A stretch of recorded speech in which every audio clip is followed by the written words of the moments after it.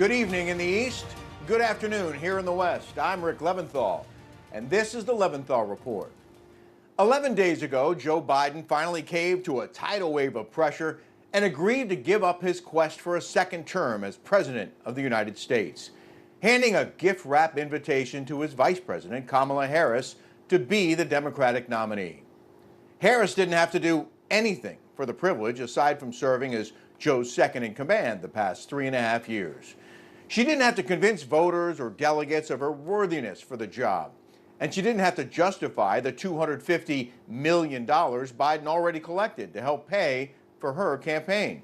And since that day, 11 days ago, she's held some rallies and Zoom calls and raised millions more on her own, but what she hasn't done is answered tough questions from reporters.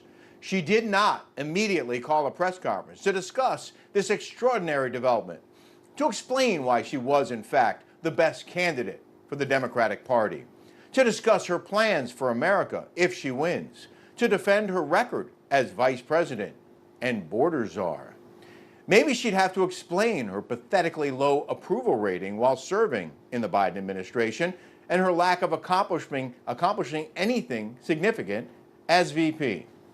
She hasn't fielded any questions about her politics and policies or her social media posts in the summer of 2020, encouraging people to donate to the Minnesota Freedom Fund, trying to raise money for legal bills of people arrested during those violent protests and riots where buildings were burned and police officers attacked. It would be great to get some answers as to why she's blaming Trump for the incredible failures at our southern border, a border she and Biden were supposed to protect since January 2021. She hasn't had to explain why they allowed millions and millions of illegal migrants into America every year, many of them criminals, gang members, and potential terrorists. She hasn't had to answer for the rapes and murders and other violent crimes committed by many of those illegals who are attacking innocent Americans and police officers almost every single day now. Instead, Kamala Harris is following the script her boss has been following since he took office. Duck, hide, ignore, or laugh it off. Someone from the press shouts a question, and they shake their head, pretend they don't hear, or maybe pause, turn, smile, and then keep walking. Just let the White House press secretary handle it. If you don't answer, you can't be wrong, and you can't make yourself look even worse than you already do. If you don't answer, the voters of this country won't know that you don't know. They won't know that you're not read up on that topic or aren't familiar with the key players or haven't actually ever been to that particular country or region or border, Madam Border Czar. If you don't hold press conferences, you can't be held accountable for your lack of knowledge, expertise, or experience. Why hold a press conference when you can let others talk for you and raise money for you? Like segregated Zoom calls featuring black women, white women, and white dudes. Give some scripted remarks and let them gush about you and raise the cash you need to compete. If she holds a press conference, she risks revealing her failings. She risks alienating people if she tells the truth about her position on key subjects. And she risks losing votes when people realize behind her warm and wonderful smile is a whole lot of word salad and not much else. If she holds a press conference, she might get asked why she's had a 92% staff turnover rate as vice president.